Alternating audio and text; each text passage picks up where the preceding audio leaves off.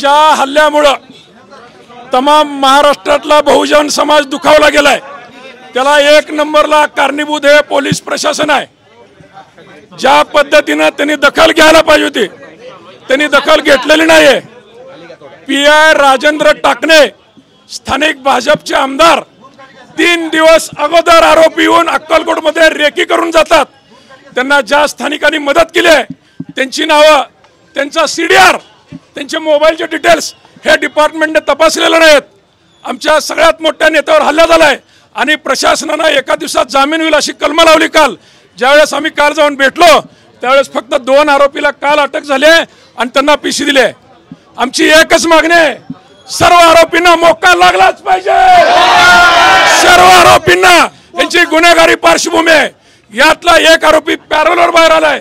पॅरोलवर बाहेर आलेल्या गुंडाने सुद्धा हल्ल्यात सहभाग घेतलाय।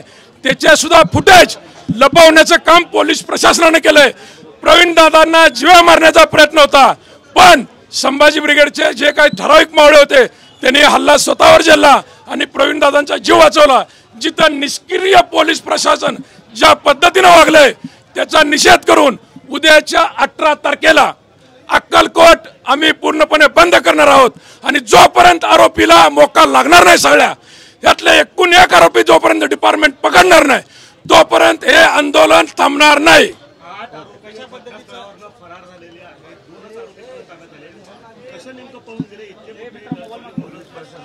पोलीस प्रशासनाचं कायद्याला संरक्षण करायला संविधानानं पोलीस न वागल्यामुळं हे सगळं घडलेलं आहे।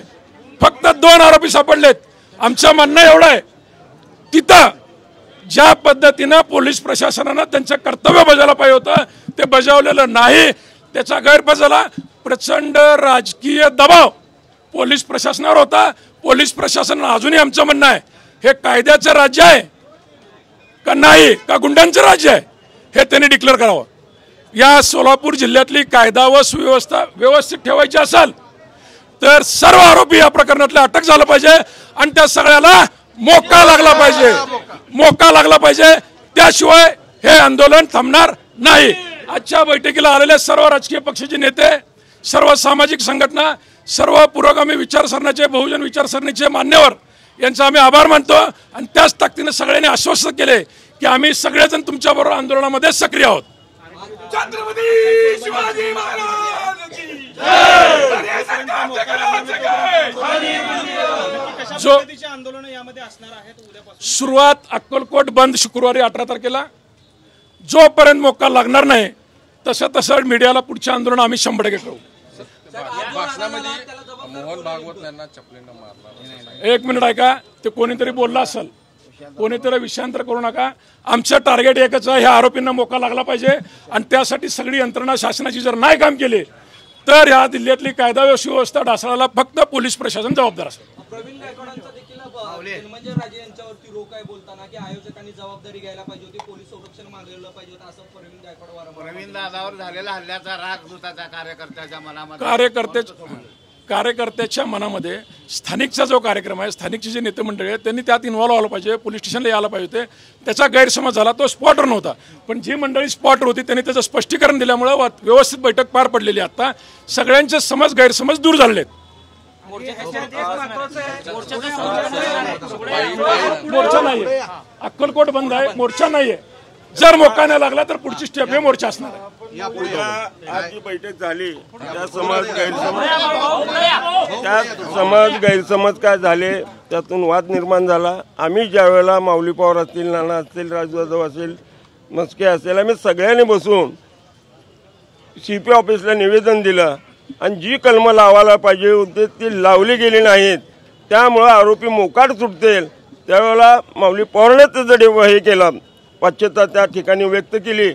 त्यामुळं आज त्यांना कलम बदलून अटक केलं। 2 लोकांना पिशवी मिळाली आणि राहिलेले जे आहेत ते आरोपी गेले कुठं, फुटेज काढा, कोण दूध पाजलं का आणखी काय पाजलं त्याचे फुटेजमध्ये येईल आणि फुटेजमध्ये सगळ्या टीव्हीला व्हिडिओला सगळीकडे माहिती आहे।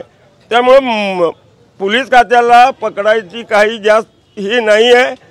त्यामुळं आम्ही सगळे आमचे समन्वयक उद्या अक्कलकोटला जाणार आहोत। मग बंदच्या स्वरूपामध्ये काय करायचं काय नाही या विचार विनिमयामुळे ती लांब न जाता तावामध्येच आता हे आंदोलन आम्हाला उभं करायचं आहे.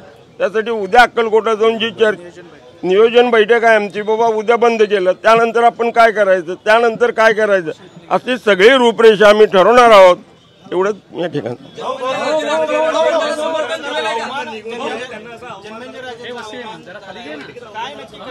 नाही अवमान हे बघा कव्हर करतो, त्याच सगळ्या लोकांना आम्ही बोलवणार आहोत. काय समज गैरसमज झाले असेल, पण प्रवीण दादावर एवढा मोठा हल्ला होतोय, त्यामुळं सगळे लोक एकत्रित येतील, पूर्ण आपल्या जिल्ह्यातनं लोक एकत्रित येतील आणि मोठ्या प्रमाणात हा कार्यक्रम आम्ही पुढचा घेणार आहोत.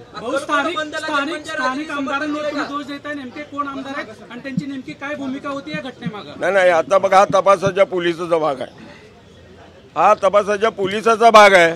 त्यांनी सांगावं कोण होते, कुणाचे फोन आले. आता माऊली पवारांनी सांगितल्याप्रमाणे त्यांचे कॉल डेट बघा, त्याच्यावर समजून TDR बघा, त्याच्यावरून पोलीस खात्याला काय अवघड आहे का? रेकी करून गेले म्हटलं माऊली. ते रेकी कोण केलंय, कशी केली, कुणाचं आहे, हा सगळा आता पोलिसांच्या तपासाचा भाग आहे.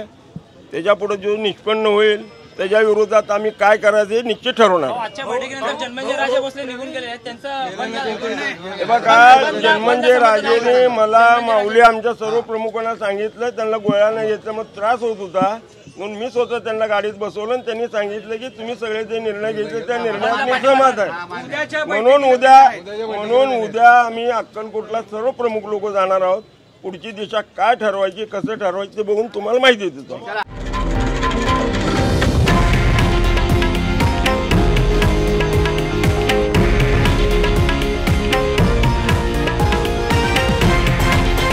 हे आहे देशातील नंबर 1 न्यूज नेटवर्क आणि आपण पाहत आहात TV9 मराठी, एकमेव.